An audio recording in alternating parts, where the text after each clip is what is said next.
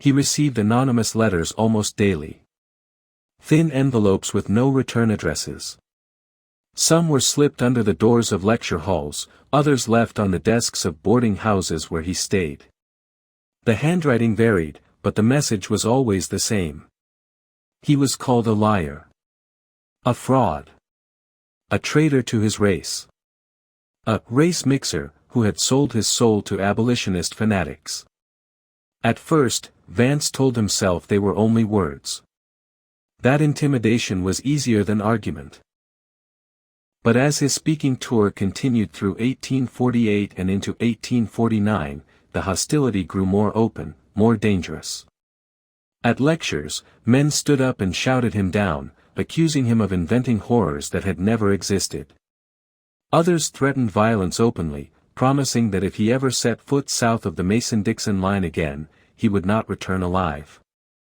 Then one night, the threats turned real. He was alone in his rented room when a brick came crashing through the window. Glass exploded inward, scattering across the floor. Tied to the brick was a note, its message short and chilling. "Go back to Charleston and we'll give you a proper Southern welcome." Vance stood frozen, staring at the broken window, his heart pounding. The city noise outside continued as if nothing had happened. Somewhere below, people laughed, carriages rolled past, life went on. But for him, something had shifted. The danger was no longer abstract. Despite this, he did not stop. Through 1848 and into 1849, Vance continued his speaking tour. He became a minor celebrity in abolitionist circles. His story was cited as evidence of slavery's inherent cruelty. Frederick Douglass mentioned him in a speech. Harriet Beecher Stowe wrote him a letter expressing admiration for his courage. But Vance took no pleasure in the attention. He was haunted by the knowledge that his work had changed nothing for the people still living in those quarters. The plantations continued to operate. The clay continued to poison.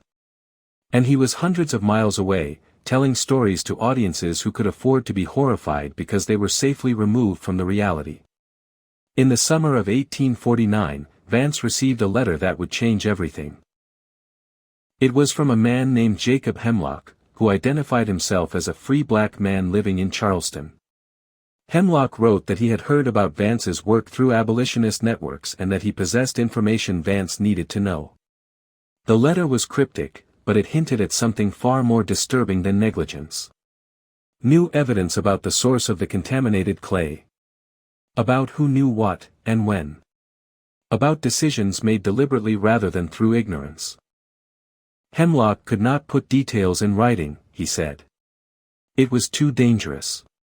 But if Vance returned to Charleston, Hemlock would tell him everything. Vance showed the letter to Catherine Hartwell immediately. "It could be a trap," she said without hesitation. "You know there are people in Charleston who would love to get their hands on you." "I know," Vance replied. "But what if it's real? What if there's more to this story than I uncovered? I can't ignore it." "Then don't go alone," Catherine said. "Take someone who can be a witness. Someone who can get word out if something happens." In the end, Vance decided to return to Charleston, but he took precautions. He arranged for regular letters to be sent to Catherine and Dr. Finch. If the letters stopped, they would know something was wrong. He traveled under an assumed name.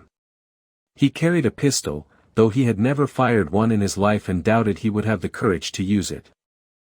He arrived in Charleston in August of 1849, nearly 2 years after he had fled the city.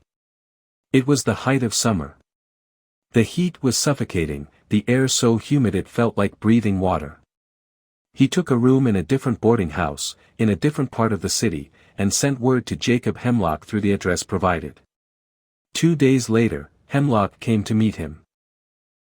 He was a man in his 50s, with graying hair and the guarded manner of someone who had learned to survive in a world hostile to his existence. Free blacks in Charleston lived in a precarious position. They had some legal rights, but they were constantly under suspicion, subject to harassment and arbitrary restrictions. They met in Vance's room with the door locked and the curtains drawn. Hemlock wasted no time. "What you found about the clay is true," he said. "But it's worse than you know. It wasn't ignorance. It was deliberate." Vance felt his blood run cold. "What do you mean?" "I mean the plantation owners knew," Hemlock said. "They knew the clay was poisonous. They knew it was making people sick. And they used it anyway." "How do you know this?" Vance asked. "Because I used to work for one of them," Hemlock replied. "Nathaniel Drayton." Vance recognized the name instantly. Riverside Plantation. The first place he had investigated. Drayton kept records, Hemlock continued. Detailed records. Expenses, crop yields, slave purchases, medical costs. And in those records, there are notes about the quarters. About how using the gray clay reduced construction costs.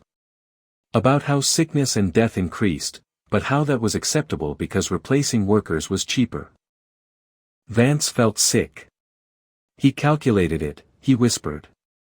Human lives versus building materials. That's exactly what he did, Hemlock said. And he wasn't the only one. The records were kept in a safe in Drayton's study. Hemlock no longer had access. He could not testify, even if he could, his word would never outweigh a white plantation owner's. "But if we had the records," Vance said, his mind racing. "If we had proof." "You're talking about breaking into his house," Hemlock said flatly. "That's a serious crime." "I know," Vance replied. "But it could change everything." They sat in silence. Then Hemlock spoke. "You're a fool, Mr. Vance. But you're a brave fool. I'll help you. But we do this carefully." Over the next week, they planned the break-in in meticulous detail. Hemlock knew the house intimately. He knew when Drayton would be away. The third Saturday in August, a Planters Association meeting. The best chance they would get. The night came. They waited until the streets were nearly empty. Hemlock produced a key he had kept for years. The kitchen door opened silently. They moved through the dark house, their footsteps muffled, their nerves stretched tight. The study was exactly as described. A massive desk. Bookshelves. A safe built into the wall. Hemlock worked the lock by lantern light. Minutes stretched into eternity. Then, click. Inside were ledgers. Hemlock found the right one and opened it. The entries were cold, precise. Notes about reduced costs. About sickness and death framed as acceptable losses. Calculations that reduced human suffering to numbers. "My God," Vance whispered. He knew. They copied the pages quickly, returned everything exactly as it had been, and slipped back into the night. But Vance did not make it back to safety. Near his boarding house, 3 men emerged from an alley. "Mr. Vance," one said. "We've been looking for you." He was grabbed, dragged into darkness, struck from behind. When he woke, he was bound in a cellar. Richard Wentworth stood before him. Wentworth had the papers. He smiled as he explained the situation calmly. The documents were dangerous. Bad for business. Vance could cooperate, or disappear. Vance refused. Wentworth ordered him tortured. But before it could begin, chaos erupted. The door burst open. Armed men flooded the cellar. Wentworth was seized. And there was Jacob Hemlock. They escaped through the docks. A boat waited. The papers were safe. "Get them north," Hemlock said. "Tell the world." Vance did. In October of 1849, the New York Tribune published the story.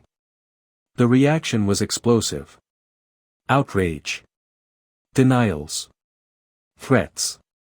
Drayton denied everything but never went to court. The truth spread, but the quarters remained. Retaliation followed. Free blacks were arrested.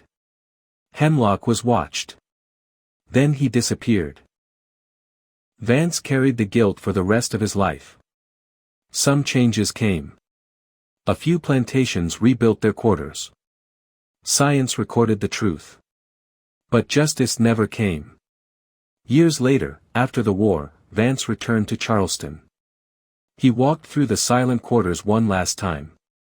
He met a woman named Sarah, who had lost her mother there. "You told the truth," she said. "That matters." Vance died knowing the full truth had been revealed, but also knowing it had not been enough. The mystery of the silent quarters was never supernatural. It was human.